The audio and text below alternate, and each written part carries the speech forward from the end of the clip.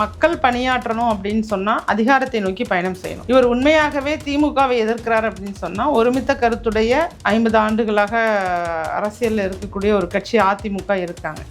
அவர்களுடன் கூட்டணியாக இணைந்து தேர்தலை சந்திச்சாருன்னா உண்மையாகவே மக்கள் பணி தான், இவர் மக்கள் பணியாற்ற வந்திருக்காரு, அதிகாரத்தை நோக்கி பயணிக்கிறாரு அப்படிங்கிற மாதிரி நாம் எடுத்துக்கலாம். அதில் வந்து ஒரு லாஜிக் இருக்கும். இல்லை நான் தனியால் நின்று எனக்கு எவ்வளோ கூட்டம் வருது பாருங்க அப்படின்னா அந்த கூட்டம் வந்து ஒரு காணல் நீர் தான். எங்கள் ஊருக்கு சிம்ரன் மேடம்லாம் வரும்போது இதை விட பெரிய கூட்டத்தை பார்த்தேங்க. நான் உண்மையாக சொல்கிறேன். அவங்களும் அந்த தேர்தல் பிரச்சாரம்லாம் பண்ணுறதுக்கு முன்னாடிலாம் வருவாங்க. உங்களுக்கும் தெரிஞ்சிருக்கும்னு நினைக்கிறேன்.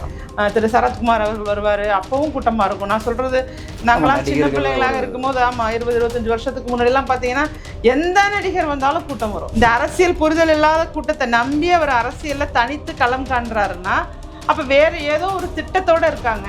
வேறு ஏதாவது ஒரு திட்டம்னா ஒரு குறிப்பிட்ட வாக்கு வங்கியை பிரிச்சுக்கிட்டு வரணும் அப்படிங்கிற ஒரு ப்ராஜெக்டோ ஒரு டாஸ்கோ அவங்களுக்கு இருக்கிற மாதிரி தான் எனக்கெல்லாம் தோணும். ஒரு சினிமா நடிகர் இதை நிறைவேற்றுவார் என்று ஒரு பயிற்சியிலெல்லாம் தேர்ச்சி பெற்று ஒரு தேர்வுலலாம் தேர்ச்சி பெற்ற ஒரு அரசு அதிகாரியாக இருந்த ஒருத்தருக்கு இம்ப்ரெஸ் ஆயிருக்காருன்னா அது எங்கே என்ன இடம்னு எனக்கும் ஆர்வமாக இருக்குது. அது அடுத்த தலைமுறைக்கும் உதவியாக இருக்கும். ஜெயலலிதா எம்ஜிஆருங்கிறவங்க வந்து அதிமுக கட்சியோட உயிர்நாடி. அப்போ அவங்கள வந்து இவர் பொது சொத்து நாங்கள் பயன்படுத்துவோம், நீங்கள் யாரும் கேட்கக்கூடாதுன்னு சொல்கிறது வந்து ஒரு அரசியலில் எப்படி பார்க்குறீங்க? ஃபர்ஸ்ட் ஆஃப் ஆல் நீங்கள் இந்த மாதிரி பின்னாடி ஃபோட்டோஸை பயன்படுத்தாமல் நான் புதிய தமிழகத்தை உருவாக்க போகிறேன், எல்லா தலைவர்களையும் நான் மதிக்கிறேன், எல்லாரும் இந்த நாட்டுக்கு தியாகத்தை நிறையா செஞ்சுருக்காங்க, அந்த நல்லது எல்லாத்தையுமே நான் வந்து கடைபிடிக்க போகிறேங்கிற மாதிரி கூட வரலாம், உங்கள் மேலே நம்பிக்கை இருந்தால். சித்திரவன் மீடியா நேயர்களுக்கு வணக்கம். இன்று நம்முடன் அனைத்து மக்கள் அரசியல் கட்சி தலைவர் திருமதி ராஜேஸ்வரி பிரியா அவர்கள் நம்முடன் இணைந்திருக்கிறார். வணக்கம் மேடம். வணக்கம். வணக்கம் மேடம், இன்னைக்கு ஈரோட்டில் வந்து விஜயோட கூட்டம் வந்து பெருசாக நடத்தப்பட்டது. அந்த கூட்டத்தை பற்றி பேசுறதுக்கு முன்னகட்டியே ஒரு விஷயத்தை நம்ம குறிப்பாக பேசணும்னு பார்க்குறேன். என்ன அப்படின்னா, முதல் கேள்வியே என்னவாக இருக்கணும்னா, ஆதவ் அர்ஜுனா பேசும்போது ஒரு விஷயம் சொல்லியிருந்தார். செங்கோட்டையன் வந்து சேர்ந்துட்டாரு, செயின்ட் ஜார்ஜ் கோட்டையை வந்து பிடிச்சிருவோம் அப்படின்னு சொல்கிறாரு. ஸோ செங்கோட்டையன் அந்தளவுக்கு ஒரு தொகுதியில் வந்து ஒரு சிறந்த அரசியல் தலைவராக இருந்திருக்கிறாரு. பட் அவர் வந்துட்டாலே தமிழ்நாட்டை பிடிச்ச மாதிரி ஒரு ஸ்டேட்மெண்ட் கொடுத்துருக்கிறாரு. அதை அவங்களோட அரசியல் நிலைப்பாடு அதிலிருந்து நீங்கள் எப்படி எடுத்துக்கிறீங்க? புரிதல் இல்லாத ஒரு அரசியல்வாதிகளாக தான் இருக்காங்க அவங்க எல்லாருமே. அவர் கூட இருக்கவங்க எல்லாமே அனுபவம் இல்லாதவர்கள். இப்போ அனுபவம் உள்ளவராக இவர் முதல் ஆளாக போகிறாரு. அப்போ வந்து அவங்களுக்கு தலையும் புரியல காலம் புரியாமல் ஏதாவது பேசுவோம் அப்படிங்கிறதுக்காக ஏதாவது பேசுவோங்கிறதுக்காக பேசுகிறது தானே தவிர, செங்கோட்டையன் அவர்களை வந்து ஒரு தனி மாஸ் லீடராக எங்கேயுமே அவர் அடையாளப்படுத்தப்படலை.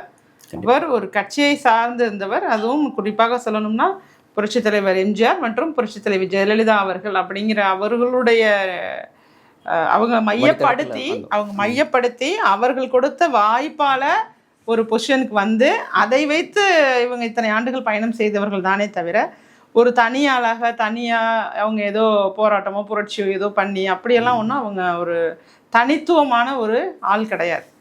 அதனால் இவர் வந்ததுனால அதை பெரிய இடமா நினைக்கிறாங்கன்னா அது அவர்களுடைய கட்சியை வளர்க்கணும் அப்படிங்கிறதுனால பேசக்கூடிய ஒரு புகழாரமாக பேசுவாங்கல்ல, மானே தேனே, அந்த மாதிரி தான் நம்ம எடுத்துக்கணுமே தவிர இதில் வேற ஒன்றும் இல்லை. நான் செங்கோட்டையனே வந்து பெரிய ஒரு வெற்றியாக எடுக்கிறாங்க இல்லையா? ஸோ அப்போ தமிழ்நாடு லெவலில் இன்னும் நம்ம எடுத்து பார்க்கும்போது இன்னும் நிறையா விஷயங்களை வந்து இவங்க மீட் பண்ண போகிறாங்க. அப்போ இந்த எலெக்ஷன் வந்து அவங்களுக்கு ஒரு பாடம் கொடுக்கும்னு நினைக்கிறீங்க இல்லையா? உங்கள் கருத்து என்னவா இருக்கும்? அந்த எந்த மாதிரி பாடம் அவங்க எடுத்துப்பாங்க இந்த எலெக்ஷனில்? 100%. அதாவதுங்க, மக்கள் பணியாற்றணும் அப்படின்னு சொன்னால் அதிகாரத்தை நோக்கி பயணம் செய்யணும்.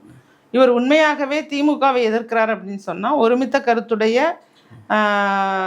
50 ஆண்டுகளாக அரசியலில் இருக்கக்கூடிய ஒரு கட்சி அதிமுக இருக்காங்க. அவர்களுடன் கூட்டணியாக இணைந்து தேர்தலை சந்திச்சாருன்னா உண்மையாகவே மக்கள் பணி தான், இவர் மக்கள் பணியாற்ற வந்திருக்காரு, அதிகாரத்தை நோக்கி பயணிக்கிறாரு அப்படிங்கிற மாதிரி நாம் எடுத்துக்கலாம். அதில் வந்து ஒரு லாஜிக் இருக்கும். இல்லை நான் தனியால் நின்று எனக்கு எவ்வளோ கூட்டம் வருது பாருங்க அப்படின்னா அந்த கூட்டம் வந்து ஒரு காணல் நீர் தான். காணல் நீர்னா அது இருக்கும், கூட்டம் இருக்கிற மாதிரி தெரியும், ஆனால் அது தேர்தலில் எந்த இடத்துலையுமே அது பிரதிபலிக்காது. ஒரு அரசியலுங்க போய் தானே மேடம் இவ்வளோ கூட்டம் வாக்குகளாகலாம் பிரதிபலிக்காது. இல்லைங்க, முதன்முறை ஒரு நடிகர் நம்ம ஊருக்கு வராருன்னா நிச்சயமா எங்கள் ஊருக்கு சிம்ரன் மேடம்லாம் வரும்போது இதை விட பெரிய கூட்டத்தை பார்த்தேங்க. நான் உண்மையாக சொல்கிறேன். அவங்களும் அந்த தேர்தல் பிரச்சாரம்லாம் பண்ணுறதுக்கு முன்னாடிலாம் வருவாங்க. உங்களுக்கும் தெரிஞ்சிருக்கும்னு நினைக்கிறேன். திரு சரத்குமார் அவர்கள் வருவார், அப்பவும் கூட்டமாக இருக்கும். நான் சொல்கிறது நாங்களாம் சின்ன பிள்ளைகளாக இருக்கும்போது, ஆமாம் 20-25 வருஷத்துக்கு முன்னாடிலாம் பார்த்தீங்கன்னா எந்த நடிகர் வந்தாலும் கூட்டம் வரும். இன்றைக்கி கூட நான் இன்ஸ்டாகிராமில் பார்த்தேன், ஒரு நடிகையாக யாருன்னு தெரில, அப்படியே பார்த்தா சாரையாக கூட்டம் நிற்கிது. ஸோ இது வந்து ஒரு செலிபிரிட்டி, ஒரு சினிமா பிரபலம், இந்த இவங்களை பார்க்குறதுக்காக வரக்கூடிய கூட்டம் தானே தவிர இதில் அரசியல் கூட்டம் அப்படிங்கிறது எதுவுமே இல்லை. இந்த அரசியல் புரிதல் இல்லாத கூட்டத்தை நம்பி அவர் அரசியல்ல தனித்து களம் காண்றாருன்னா அப்ப வேற ஏதோ ஒரு திட்டத்தோட இருக்காங்க.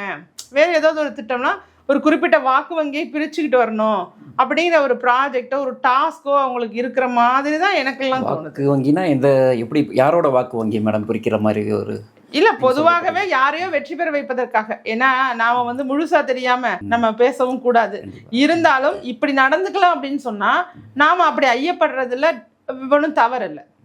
அதாவது ஒரு கூட்டணி அமைத்து அதிகாரத்தை நோக்கி பயணம் செய்யணுங்கிறதன் அடிப்படையில் அவர் கட்சியை நடத்தி கொண்டு போனாருன்னா அதோட எண்ண ஓட்டம் வேற, மக்கள் மத்தியிலையும் வேறவா இருக்கும். அதே இது அவர் தனியாக வரணும் அப்படின்னு சொன்னால் 2 விஷயம் தான். ஒன்று பதவி ஆசை, தான் பதவிக்கு வரணும் அப்படிங்கிறதோட பேராசையாக தான் அது பார்க்கப்படும். அது மக்கள் மத்தியில் எடுபடாது. ஏன்னா இன்றைக்கி கூட்டம் அப்படிங்கிறதே நீங்கள் வச்சுக்கிட்டாலும் அது ஒரு தொகுதியில் உள்ள கூட்டம் கிடையாது. தமிழ்நாட்டோட பல்வேறு தொகுதிகள்லேருந்து எல்லோரும் வந்து ஒரு இடத்துல நிற்கிறது தான். ஒரு தொகுதியோட கூட்டமாக அது அப்படியே கன்சாலிடேட்டடாக அங்கெல்லாம் இல்லை. அந்த வேறு வேறு இடத்துலேருந்து வராங்க, எல்லாரும் அங்கே வந்து நிற்கிறாங்க. அப்படி தான், ஒரு தொகுதியோட கூட்டம் கிடையாது. அது குறிப்பாக எல்லா அரசியல் தலைவர்களுக்கும் வர மாதிரி வெளியூர்கள்லேருந்து எப்படி சொல்றது, அந்த ஒரு 4 to 5 hours டிஸ்டன்ஸ் வச்சிங்க, ஒரு எந்த இடத்துல மீட்டிங் நடக்குதோ கொங்கு மண்டலம்னா அங்கே ஃபுல்லாக உள்ளவங்க வராங்க.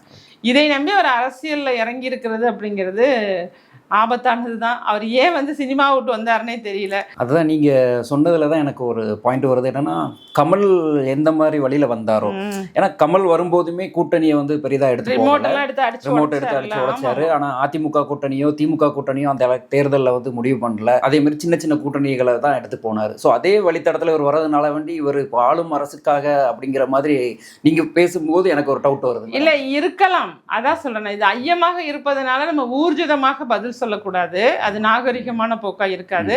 நான் சொல்றது, அவர் கூட்டணிக்கு போகாம தனித்து தான் இருக்க போறேன் அப்படிங்கிற ஒரு இடத்துக்கு அவர் நகர்ந்தாருன்னா நிச்சயமாக இது திட்டமிட்டபடி ஒரு யாரோ ஒருத்தவங்களும் அவங்களுக்கு ஒரு அசைன்மெண்ட் கொடுத்து இந்த அசைன்மெண்ட்டை நீங்கள் செஞ்சு கொடுங்க, ஏன்னா இந்த எதிர்ப்பலை இதெல்லாம் வந்து ஒரு இன்னொருத்தராக இருந்து வாங்கி இதை பிரித்து கொடுங்க, ஏதோ ஒன்று அல்லது யங்ஸ்டர்ஸ் ஓட்டை வாங்கி கொடுங்க, ஏதோ ஒரு அசைன்மெண்ட்டை கொடுத்து இதை பண்ண வச்சுருக்கிறதா தான் அதோட மீனிங் இருக்கும். அதையும் மக்கள் புரிஞ்சுக்குவாங்க. நீங்கள் நினைக்கிற மாதிரி அந்த ஓட்டு கூட விடாது.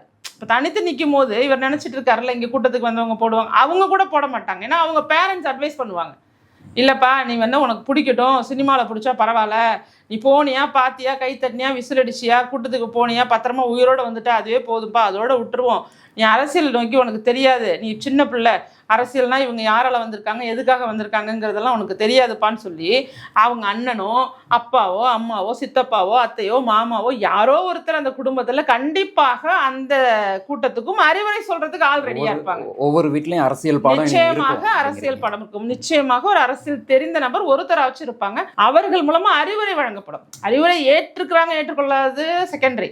பட் 100% தனித்து நிற்கும் போது அரசியல்ல அவருக்கான இடம் இருக்காது. ஏன்னா ஜெயிக்கிறவங்களுக்கு ஓட்டு போட்டு பழகின மக்கள். எப்பயுமே நீங்கள் கேட்டிங்கன்னா ஒரு உங்களுக்கே தெரிஞ்சிருக்கும், களத்தில் போய் கேட்டிங்கன்னா ஏன் என் ஓட்டை நான் வேஸ்ட் ஆக்கணும், நான் ஜெயிக்கிறவங்களுக்கு ஓட்டு போடுறேன் அப்படிம்பாங்க. இப்போ தமிழ்நாட்டோட ஒரு பழக்க வழக்கமாக இருக்குது. அப்போ ஜெயிக்கிறவங்க அப்படிங்கும் போது இப்போ இருக்கக்கூடிய நிலையை பார்த்தீங்கன்னா இங்கே வந்து எதிர்ப்பலை அதிகமாக இருக்குது திமுக. அப்போ நிச்சயமாக அதிமுக தான் ஜெயிக்கிற இடத்துல இருக்குது. இப்போ மக்கள் வந்து ஜெயிக்கிறவங்களுக்கு ஓட்டு போடணுங்கிற ஒரு நிலைக்கு தான் வராங்க. அதுதான், அதை புரிஞ்சுக்கணும். அதுதான். அதே மாதிரி இப்போ நீங்கள் இப்படி சொன்னாலுமே அதில் ஐஆர்எஸ் ஆஃபீஸர் அருண்ராஜ் வந்து இப்போ நீ கூட சொல்லியிருந்தார், விஜய் நல்லது செய்ய வந்திருக்கிறாரு, மக்களுக்காக வந்திருக்கிறாரு, அதனால வேண்டி தான் அவரே வந்து வாலண்டரியாக ரிட்டையர்மெண்ட் கொடுத்துட்டு வந்திருக்கேன் அப்படின்னு சொல்கிறாரு. ஸோ அப்போ அந்த மாதிரி ஒரு ஆஃபீஸர்லாம் அவர் பின்னாடி வரும்போது இது உண்மையிலே மக்களுக்காக பணி செய்ய வந்த மாதிரி எடுத்துக்கலாமா? இல்லைங்க, ஒரு ஆஃபீஸர் வர்றாருன்னா அவருக்கு வேறு என்ன பிரச்சனைகளோ ஏற்கனவே எல்லாரும் சொல்லியிருக்கீங்க, ரைடுக்கு போனப்போ இவர் தான் அதிகாரியாக போனார் அப்படிங்கிற மாதிரிலாம் நம்ம கேள்விப்பட்டோம் பார்த்தோம். அப்போ இவருடைய டீலிங் என்ன அப்படிங்கிறது நமக்கு தெரியாது. எல்லாரும் ஒரு வட்டத்தில் இருக்கிற மாதிரி இருக்கு இல்லையா? நிச்சயமாக இதை வந்து நீங்கள் பெரிய நாட்டுப்பற்றோட வந்து ஒரு நடிகருக்காக நான் வேலையை விட்டுட்டு வந்தேன்னு சொல்லி ஒரு ஐஆர்எஸ் சொல்கிறது ஒரு பெரிய ஒரு வியப்பாக இருக்குது எனக்கெல்லாம். உண்மையாகவே திரு அண்ணாமலை அவர்கள் சொல்கிற மாதிரி ஒரு நடிகருக்காக நான் வந்து என்னுடைய பதவியை ரிசைன்மெண்ட் வரலன்னு ஸ்டேட்மெண்ட் கொடுத்துருக்காருல்ல, அதோட நீங்கள் பொருத்தி பார்த்தீங்கன்னு வச்சிங்களேன், நிச்சயமாகவே வந்து ஒரு படித்த ஒரு ப்ரிப்பரேஷன் எவ்வளோ ப்ரிப்பேர் பண்ணணும் பொசிஷனுக்கு வரத்துக்கு. அப்போ நீங்கள் உங்களுக்கு எவ்வளோ விவரம் தெரிஞ்சு எல்லாம் தெரிஞ்சு நீங்கள் வந்து ஒரு நடிகர் அதை வந்து நிறைவேற்றுவார் அப்படின்னு நம்புறீங்கன்னா அந்த லாஜிக்கோ அதில் என்ன நீங்கள் சொல்ல வரீங்க, எப்படி நீங்கள் அப்படிங்கிறத உங்களை உட்கார வச்சு தனியாக நான் இன்டர்வியூ பண்ணணுங்கிற மாதிரி தோணுது. நீங்க எந்த இடத்துல எந்த போராட்ட களத்துல அல்லது எந்த மேடையில எந்த தருணத்துல விஜய் அவர்கள் பார்த்து அரசியல் ரீதியாக நீங்க அட்மையர் ஆனீங்க அப்படிங்கிற ஒரு கேள்வி இருக்குல்ல. எந்த இடம்? இப்ப ஒவ்வொருத்தரை பத்தி நம்ம ஒவ்வொரு இடத்துல சொல்லலாம். இப்ப நானே வந்து அதிமுகவை கூட எதிர்த்திருக்கிறேன். ஆனா நான் ஒரு இடத்துல உணர்றேன். அதை என்ன கேட்டீங்கன்னா நான் தெள்ள தெளிவா சொல்லுவேன். நான் இந்த இடத்த பார்க்கும்போது 7.5% இடஒதுக்கீடு கொடுத்தாரு அப்படிங்கும் போது எங்கள் ஊரில் கிராமத்தில் உள்ள ஏழை எளிய மாணவிகள் மருத்துவக் கல்லூரிக்கு போகும்போது எனக்கு நிச்சயமாக இந்த ஆட்சி வந்து ஒரு சிறப்பான ஆட்சியை தான் கொடுத்துருக்காங்கிற ஒரு எண்ணம் எனக்கு உருவானதுங்கிற விளக்கத்தை நான் கொடுக்க முடியும். எந்த தருணத்தில், ஏன்னா எல்லாரும் ஒரே மாதிரி இருக்க மாட்டாங்க. போன வருஷம் நம்ம பார்க்குறது நடக்கிறது ஒரு மாதிரி இருக்கும், அடுத்த வருஷம் அதை புரிஞ்சுக்கிறக்கூடிய இடம் வரும், அதை புரிந்துக்குவோம். அல்லது சில விஷயத்த நம்ம தப்பாக புரிஞ்சுட்டு ஆகா ஓகோன்னு நினச்சிருப்போம், அதை அடுத்து ஐயோ இவங்களை போய் இப்படி நினச்சிட்டோமே அப்படின்னு நினைப்போம். ரெண்டுமே இருக்கும். நம்ம லைஃப் அப்படி தானே, வரிசையாக நம்ம கற்றுக்கிட்டே போகிறது தான், லேர்னிங் தான். அது life the complete life learning process தான். ஒரு அரசியல் ஆளுமை, அது அரசியல் அவங்க எப்படி செயல்படுறாங்க பார்த்து அட்மையர் ஆகி நானே சொல்கிறேன், என்னை பற்றியே சொல்கிறேன், நான் மற்றவங்களை பற்றி சொல்ல விரும்பலை. ஆனால் இப்போ அந்த அருண்ராஜ் அவர்கள் எதையாவது ஒன்று சொல்ல முடியுமா? அவர் ஏதாவது பதவியில் இருந்தாரா? அந்த பதவியில் இருக்கும்போது அதிகாரத்தை சரியா பயன்படுத்தினாரு சொல்லுங்க. அங்க கரப்ஷன் இல்லாம பண்ணாங்க சொல்லுங்க. இவர் இப்படிதான் பண்ணுவாருங்கிறதுக்கான எவிடன்ஸ் என்ன இருக்கு? அதை வேணா அதையாவது சொல்லுங்க. இல்லைங்க இந்த அளவுக்கு வந்து ஒரு தீர்க்கமான முடிவை எடுத்திருக்காங்க அப்படிங்கிற மாதிரியோ, அல்லது தன்னுடைய வரலாற்றில் வரி சம்பந்தமானதோ எல்லாத்துலேயுமே is a perfect gentle and very honest man அப்படிங்கிறதுக்கான ஏதாவது ஒரு விஷயம் அவரை இம்ப்ரெஸ் பண்ணியிருக்கா? ஏன் தெரியாமல் கேட்குறேன், நான் அவர் வரி கட்டலன்னுலாம் சொல்ல வரல, நான் தெரியாமல் கேட்குறேன். அப்படியெல்லாம் இருந்து ஒரு கேள்விகள் வந்து ஒரு ஆஃபீஸராக இருந்தவர் இம்ப்ரெஸ் ஆகிருக்காரு அப்படின்னு சொன்னால் அது எந்த இடத்துலன்னு தெரிஞ்சா அடுத்த தலைமுறைக்கு உதவியாக இருக்கும் பாருங்க. ஒரு சினிமா நடிகர் இதை நிறைவேற்றுவார் என்று ஒரு பயிற்சியிலெல்லாம் தேர்ச்சி பெற்று ஒரு தேர்வுலலாம் தேர்ச்சி பெற்ற ஒரு அரசு அதிகாரியாக இருந்த ஒருத்தருக்கு இம்ப்ரெஸ் ஆயிருக்காருன்னா அது எங்கே என்ன இடம்னு எனக்கும் ஆர்வமாக இருக்குது. அது அடுத்த தலைமுறைக்கும் உதவியாக இருக்கும். நிச்சயமாக அடுத்த ஒரு ப்ரெஸ் மீட்டில் அவர் உங்களுக்கு ஒரு விளக்கத்தை கொடுக்கட்டும் அப்படிங்கிறது கேட்டுக்கிறேன். அது மட்டும் இல்லாமல் மேடம், இப்போ விஜய் வந்து எம்ஜிஆர் ஜெயலலிதா அவங்கள வந்து அதிகமாக இப்போ முன்னெடுக்க ஆரம்பிக்கிறார். புதுச்சேரியில் பேசினப்பவுமே எம்ஜிஆரோட புதுச்சேரியிலேருந்து வந்து அரசியல் பேசியிருந்தார், இங்கே வந்தப்பவும் பேசியிருக்கிறாரு. ஸோ அப்போது எம்ஜிஆர் தான் அடுத்த கட்ட அரசியலுக்கான நகர்வாக இருக்குமா தமிழ்நாட்டில்? எம்ஜிஆர் வந்து ஒரு அழியாத தலைவருங்க, காலத்தால் அழிக்க முடியாத ஒரு பொக்கிஷம், அழிக்க முடியாத ஒரு தலைவர் அவர். அதனால் அவரை பற்றி நீங்கள் பேசி அரசியல் பண்ணி உங்களுக்கு ஆதாயத்தை தேடிக்கிறீங்க அப்படின்னு சொன்னால் அது உங்களுடைய சுயலாபத்திற்காக இன்றைக்கி திடீர்னு பற்றி பேசுகிறீங்க. இத்தனை ஆண்டு காலமாக நீங்கள் எம்ஜிஆர் அவர்களோட நினைவு நாள்லையோ பிறந்த நாள்லையோ நீங்கள் ஏதாவது ஒரு ட்விட்டோ ஃபேஸ்புக்லையோ அல்லது எங்கேயாவது ஒரு இடத்துலையோ நீங்கள் அவரை வச்சு நீங்கள் வணங்கி அந்த மாதிரிலாம் ஏற்றுக்கல. உங்களுக்கு தேவைங்கும் போது நான் அரசியலுக்கு வர முன்னகட்டி அதை செய்யலாமே, தாராளமாக செய்யலாம்ல. நீங்க வந்து அவரை இதே பழிதான் விஜயகாந்துக்குமே அவர் அதே மாதிரி இருந்தாரு அப்படிங்கிறதும் இருக்கு.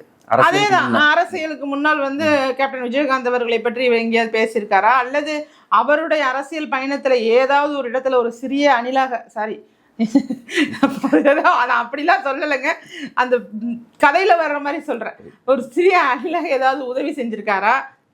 அப்படியெல்லாம் ஒரு கேள்வி வரும்ல. இப்போ நீங்கள் வந்துட்டீங்கும் போது ஆஹா ஓஹோ அப்படி எங்கள் அண்ணன் தான் அவர் தான் எனக்கு, எம்ஜிஆர் தான் எனக்கு அவர் தலைவர், எனக்கு அண்ணா, அப்படி இப்படிலாம் வந்து கம்ப்ளீட்லி உங்களுடைய சுயநலத்திற்காக இன்னைக்கு எல்லாருமே உங்களுக்கு தெரிஞ்சிருக்காங்க, அவ்வளோதான். இதில் வந்து உங்களை வந்து ஒரு பெரிய அரசியல் ஆளுமையாக நீங்கள் அவங்கள அப்படியே ஃபோட்டோ காப்பி பண்ணி அதை இது பண்ணி அப்படியே நீங்கள் வந்துட போகிறீங்க அப்படின்னா கிடையாது.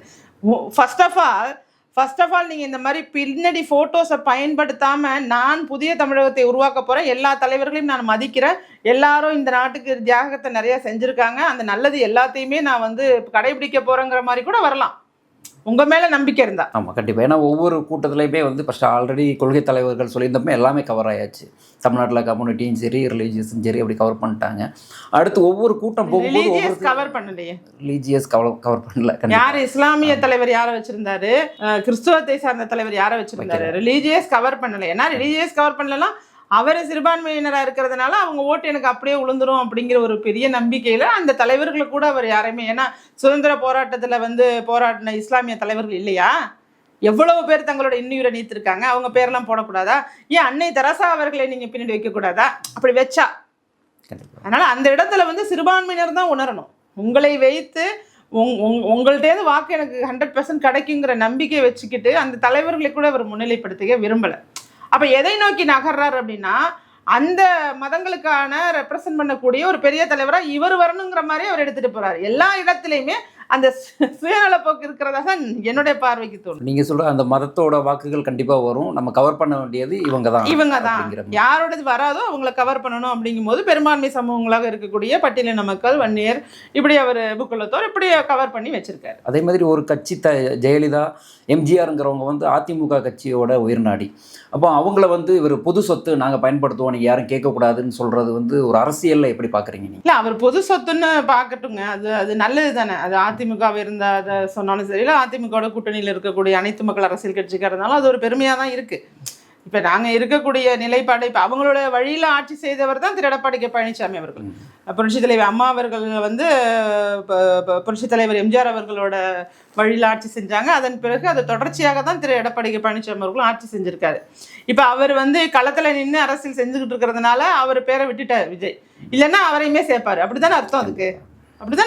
அதனால அவருக்கு முன்னுதாரணமாக அதிமுகங்கிற ஒரு கட்சி இருக்குங்கிறத அவர் மேடையிலேயே வெளிப்படையா சொல்றதை பார்க்கும்போது அவர் ஏன் அதிமுக தலைமையிலான கூட்டணியை ஏற்று வரக்கூடாதுங்கிற கேள்வி என்னை போன்றவருக்கு எழுது. நீங்க வந்து கத்துக்கலாமே, நீங்க அதிமுக கூட்டணிக்கே வரலாம், கத்துக்கலாம். பிஜேபி வந்து ஒரு ரீசனா கொண்டு வராருல. இல்ல, மாநில தேர்தல்ல வந்து மாநில சட்டமன்ற தேர்தல் பொறுத்த வரைக்கும் நீங்க மாநில கட்சியை தலைமையாக கொண்டு இந்த கூட்டணியில தான் இருக்குங்கிறத நீங்க மக்கள்கிட்ட நிச்சயமாகவே தெளிவுபடுத்த முடியும். அதுல எந்த மாற்றமும் இல்லை. அப்படியெல்லாம் வந்தும் ஒரு மாநிலம் நல்லா இருக்கணும்னு சொன்னால் மத்திய அரசோட உதவி வேணும். அவங்க உதவி இல்லாமல் அவங்களோட சண்டை போட்டுகிட்டே இருந்தால் வந்து ஒரு மாநிலத்தை டெவலப் பண்ண முடியுமாங்கிற ஒரு சின்ன கொஸ்டின் அவங்களுக்குள்ளே எழுந்தாலே போதும்.